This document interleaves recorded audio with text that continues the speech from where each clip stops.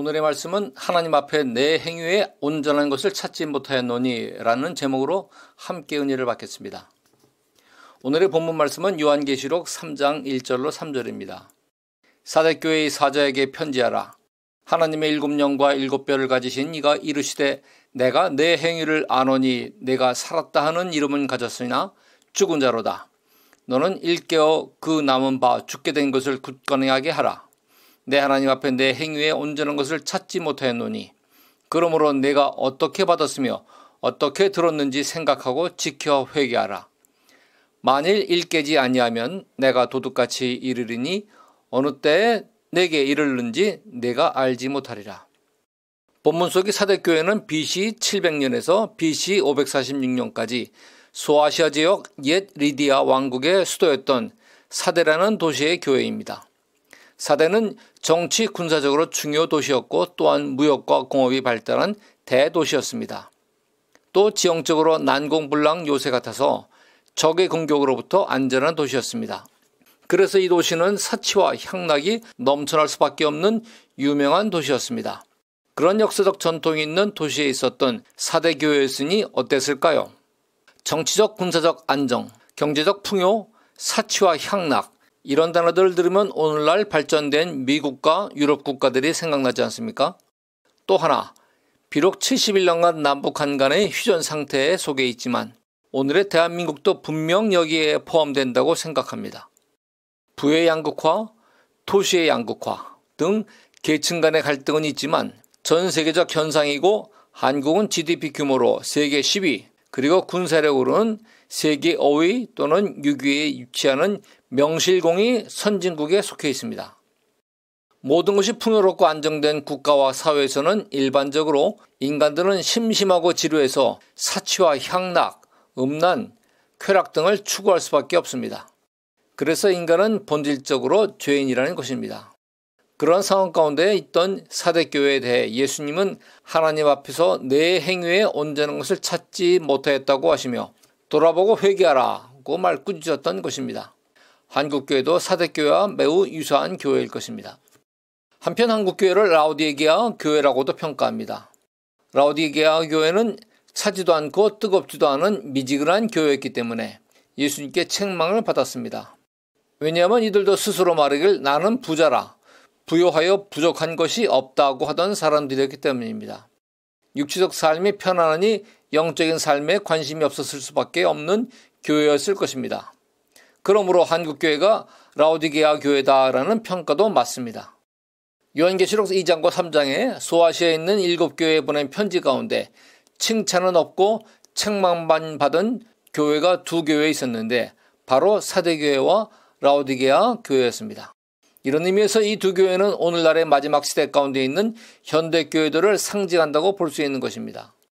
예수님은 사대교회에 대해 내가 내 행위를 하느니 내가 살았다 하는 이름 가졌으나 죽은 자로다 라고 꾸짖으십니다. 행위는 사대교회 성도들이 행한 일을 말합니다. 그리고 예수님은 내 하나님 앞에 내 행위에 온전한 것을 찾지 못하였다고 하십니다. 성도와 교회가 세상 가운데서 행한 모든 일들이 하나님 보시기에 온전하지 못했다는 것입니다. 한 시대의 모든 것이 풍요롭고 사람들이 모두 사치하고 행락에 빠져있지만 그 안에 살고 있는 사람들은 그들이 영적으로 깨어있지 않는 한 그렇게 사는 삶을 당연하게 그 시대의 표준으로 받아들일 수밖에 없을 것입니다. 지식인들은 사회의 각 분야에서 과거의 원칙, 규칙, 규범, 관습, 관행들을 새롭게 변화된 세상에 맞도록 그것이 선하건 악하건 관계없이 재정의하면서 그 용어를 뉴노멀이라고 부르고 있습니다. 원래 뉴노멀이라는 용어는 2008년 글로벌 금융위기 이후 새롭게 태어난 세계 경제 질서를 통칭하는 말입니다. 그런데 이 용어가 다양한 분야에 널리 적용되면서 확산되기 시작한 것입니다. 이런 사회적 현상은 세상 사람들이 바뀐 변화에 대해 저항감 없이 빨리 받아들이도록 촉진하고 적응하게 만드는 결과를 낳으면서 급속히 새로운 단계로 사회 전체의 변화를 이끌어갑니다. 이와 관련한 주요 시대적인 글로벌 어젠다가 동성애 합법화, 차별금지법, 낙태의 자유, 탄소 제로 실시, GMO 농산물 확대, 디지털 백신 여권 등 수많은 과제들이 이미 진행 중에 있습니다. 그런데 말입니다. 뉴노멀이라 부르면 왠지 스마트하고 유식해 보이지 않습니까? 또 용어에서 거부감 드는 뉘앙스도 없죠.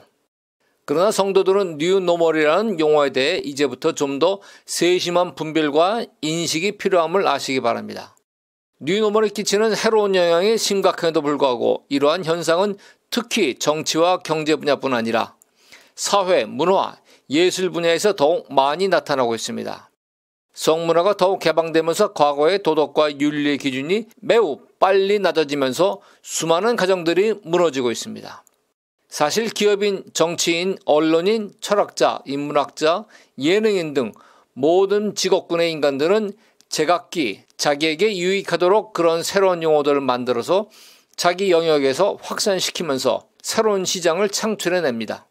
새로운 시장이 빨리 성장하고 사람들이 그것에 쉽게 적응하도록 그리고 자신들이 사치와 향락과 죄악에 빠진 상태를 걱정도 염려도 하지 않고 도리어 당연한 것으로 받아들이도록 뉴노멀을 새로운 표준으로 세워버립니다. 쉽게 말해 남들도 다 하고 즐기는데 뭐가 문제야? 라는 심리를 사람들에게 심어주는 것입니다. 과거에는 호화 럭셔리 제품들을 성공하고 부유한 종장년 사람들이 주로 구매했지만 오늘날에는 20대 30대의 젊은이들이 재정적 능력이 안 되어도 빚을 내서라도 한 번뿐인 인생 즐기자라며 욜로족으로서 과도한 명품을 소비합니다. 또 쉽게 큰 돈을 벌어 30, 40대의 나이에 조기 은퇴하고 여생을 즐기려는 파이어족들이 새롭게 나타나서 저금리 기간 동안 큰 빚을 내서 암호화폐, 주식, 아파트에 투자를 하는 유행이 폭발하였습니다. 그리고 이때 포모 증후군, 즉 Fear of Missing Out이라는 새 용어가 등장했습니다. 포모 증후군이란 다른 모든 사람들이 새로운 투자에 빠르게 참여를 하며 큰 돈을 버는데 자신만 투자에 참여하지 않았다가 혼자만 가난해질까 하는 강박적인 두려움 증세를 말합니다. 젊은 욜로족 세대들의 분에 넘친 명품 소비, 파이어족의 영끌 투자, 포모 증후군 등이 젊은 세대에서의 뉴노멀의 한 단면입니다. 또 다른 예로서 결혼해서 배우자가 있는 사람이 배우자가 아닌 사람과 불륜을 저질렀을 때 과거에는 이것을 간통죄라 불렀습니다. 그러나 지금은 간통죄가 폐지되었습니다. 우리나라에서 간통죄가 폐지된 이유는 국가가 개인의 너무 깊숙한 사적인 문제까지 간섭하는 것은 국민의 기본권을 침해한다는 사유가 큰 영향을 미쳤습니다. 이제 불륜 행위는 국민의 기본권이기 때문에 자신의 양심만 잠시 접어두면 마음 놓고 불륜을 할 수 있는 시대가 된 것입니다. 이것도 사회 영역에서의 뉴노멀의 한 단면입니다. 하나님 보시기에 전혀 온전치 않은 것들을 새로운 정상적 표준, 뉴노멀이라고 각종 매체를 통해 세상 사람들을 끊임없이 세뇌시켜서 이제 죄가 더 이상 죄가 아니고 음란이 더 이상 음란이 아닌 성문화로 그럴듯하게 둔갑하였습니다. 그 결과 성도들의 윤리와 도덕의식도 낮아지면서 타락한 문화에 대한 경계감과 거부감이 점점 사라지고 세상과 교회의 거룩한 경계가 급속히 사라져버렸습니다. 아마 하나님만이 아시는 교회와 성도들의 타락은 인류 역사상 가장 최고조일 것입니다. 죄악이 관영한 세상에서 사회, 문화, 예술의 영역에서의 자유롭고 창의적인 표현은 음란을 돈벌이로 이용하는 일부의 사람들 때문에 기존의 모든 도덕과 윤리의 기준들을 가속적으로 하향 조정시키는 결과를 낳았습니다. 입에 올리는 것은 물론 글로 쓰기조차 민망한 남녀노소 불문한 성적 타락과 음란한 문화는 이제 유치원 아이들의 핸드폰까지 점령해버렸습니다. 이것도 21세기 타락한 종말론적 바벨론 문화의 뉴노멀인 것입니다. 이런 타락한 뉴노멀이라는 용어와 그와 관련된 새로운 유행을 성도들이 분별 없이 수용하고 따른다면 바로 오늘 말씀 내가 내 행위를 하노니 내가 살았다는 이름은 가졌으나 죽은 자로다. 그리고 내 하나님 앞에 내 행위에 온전한 것을 찾지 못하였다는 말씀이 여러분을 향한 경고의 말씀인 것입니다. 뉴노멀은 타락한 인간 집단이 돈도 벌고 육체적 쾌락도 즐기는 한편 죄책감에서 벗어나려고 스스로 만든 새로운 기준이지 하나님께서 인정하시는 기준이 아닌 것을 기억하십시오. 남들이 다 도둑질한다고 나도 따라 도둑질한다면 나는 유죄인가요? 무죄인가요? 갈라디아서 6장 7절로 8절 스스로 속이지 말라. 하나님은 업신여김을 받지 아니하시나니 사람이 무엇으로 심든지 그대로 거두리라. 자기의 육체를 위하여 심는 자는 육체로부터 썩어질 것을 거두고 성령을 위하여 심는 자는 성령으로부터 영생을 거두리라. 하나님은 어제나 오늘이나 영원히 동일하신 분입니다. 인간의 문명, 지식, 문화는 시대 발전에 따라 계속 변하지만 하나님의 진리의 말씀은 영원히 변화하지 않는 것입니다. 하나님은 사랑이시지만 또한 공의롭고 거룩하신 분입니다. 새로운 세상 유행과 문화에 소외될까 두려워서 쫓아다니며 육을 만족시키려는 것은 자신의 영혼을 병들게 하는 것입니다. 육의 삶은 80에서 100년이지만 영의 삶은 영원한 것임을 언제나 잊지 마십시오. 천국에 들어갈 만한 영으로 훈련되지 않으면 절대로 천국에 들어갈 수 없습니다. 마음의 헛된 평안을 주는 은혜 구원론 또는 한 번 구원은 영원한 구원이라는 주장을 따르면서 설마 하는 생각으로 세상과 짝하는 것을 경계하십시오. 로마서 8장 12절로 14절 말씀. 그러므로 형제들아 우리가 빚진 자로 돼 육신에게 져서 육신대로 살 것이 아니니라. 너희가 육신대로 살면 반드시 죽을 것이로되 영으로서 몸의 행실을 죽이면 살리니 무릇 하나님의 영으로 인도함 받는 사람은 곧 하나님의 아들이라. 홍수처럼 밀려오는 세상의 유혹을 이겨내는 것은 성화훈련입니다. 성화과정 가운데 자아의 죽음을 통과하고 예수 신부의 예복 곧 자기의 두루마기를 깨끗이 해야 합니다. 예수 신부의 속옷은 예수님을 구세주로 고백하고 물 세례를 받을 때에 과거의 죄가 전부 용서받는 구원의 증표이지만 겉옷인 두루마기는 삶 가운데 짓는 죄 때문에 늘 오염되기 때문에 항상 회개를 통하여 오염을 깨끗이 세탁해야 하는 것입니다. 천국은 거룩한 곳이기 때문에 죄의 오염을 가지고는 들어갈 수가 없는 것입니다. 순간순간 회개하면서 날마다 십자가 앞에 나아가야 하는 것입니다. 사도 바울이 전한 고린도전서 15장 31절로 34절의 말씀에 귀를 기울이십시오. 형제들아 내가 그리스도 예수 우리 주 안에서 가진 바 너희에 대한 나의 자랑을 두고 단언하노니 나는 날마다 죽노라. 내가 사랑의 방법으로 에베소에서 맹수와 더불어 싸웠다면 내게 무슨 유익이 있으리요. 죽은 자가 다시 살아나지 못한다면 내일 죽을 터이니 먹고 마시자 하리라. 속지 말라. 악한 동무들은 선한 행실을 더럽히나니 깨어 의의를 행하고 죄를 짓지 말라. 바울처럼 나는 날마다 죽노라는 고백의 삶을 저와 여러분이 살아내야 합니다. 세상에는 맹수와 같은 악한 영들이 우리를 삼키려고 에워싸고 있습니다.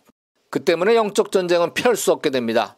하지만 힘겨운 영적 전쟁을 수행하면서 만신창이 되는 것보다 악한 영들을 쉽게 물리칠 수 있는 치명적인 무기를 갖는 것이 더욱 지혜로운 길입니다. 그것은 자아의 죽음입니다. 영적 전쟁은 우리가 이겨봐야 다시 더 센 놈이 다가오기 때문에 결정적이고 최종적인 병기를 가져야만이 완전한 승리를 얻을 수 있습니다. 우리의 자아가 죽으면 진짜 죽었는지 안 죽었는지 악한 영들은 다시 다가와서 확인을 하고 또 합니다.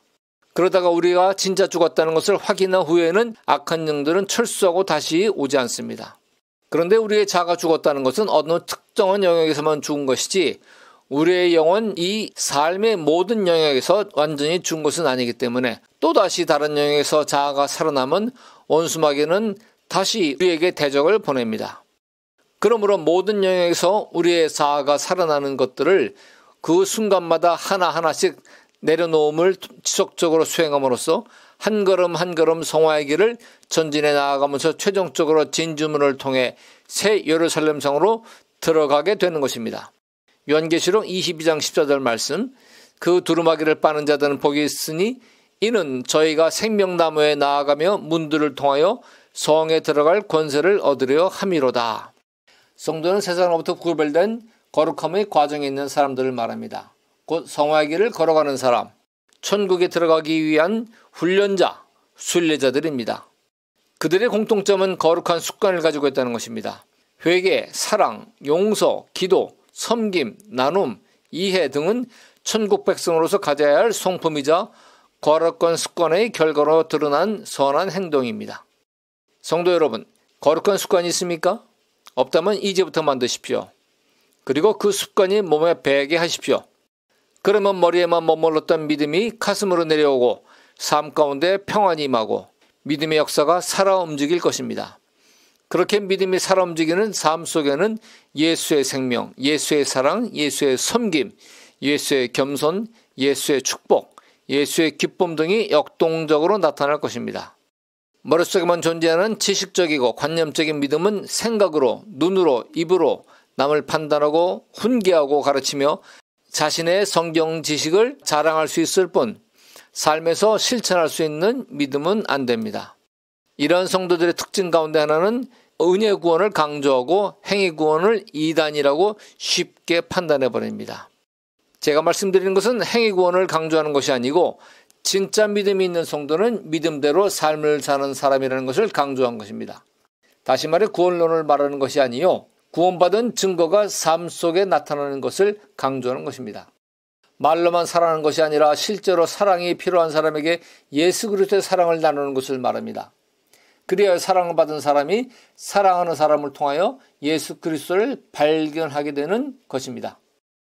그런데 그러한 믿음의 삶이 자연스럽게 나타나려면 평소의 습관이 되어야 합니다. 그런 습관은 오랫동안 반복적, 지속적 훈련이 되어져야만이 무의식적으로 자연스럽게 나타날 수 있습니다. 그런 진짜 믿음 안에 살아간다면 오늘날 난무하는 종말론의 메시지를 두려워하지 않고 항상 평안히 주님과 동행하는 삶을 살아갈 수 있게 됩니다. 마태복음 24장 40절 40절에서 예수님은 그때에 두 사람이 밭에 있으며 하나는 데려감을 당하고 하나는 버려둠을 당할 것이요, 두 여자가 매를 갈고 있으며 하나는 데려감을 당하고 하나는 버려둠을 당할 것이니라 하고 말씀하였습니다. 진짜 믿음 안에 살아가는 성도라면 평소와 다름없이 평안히 밭을 갈고 방앗간에서 곡식을 빻다가 호련히 데려감을 당한다는 말씀인 것입니다. 오늘날의 사대교회와 라우디게아 교회 다니시는 현대교회 성도님들에게 권고드립니다. 훗날 우리가 심판대 앞에 섰을 때 예수님으로부터 하나님 앞에서 내 행위에 온전한 것을 찾지 못하겠노라는 말씀을 듣지 않도록 하십시오. 이를 위해 평소에 자신의 믿음이 삶을 통해 세상에 예수님의 사랑으로 드러날 수 있도록 삶의 모든 영역에서 자아를 내려놓는 고락한 습관을 부지런히 가꾸시기를 바랍니다. 아멘.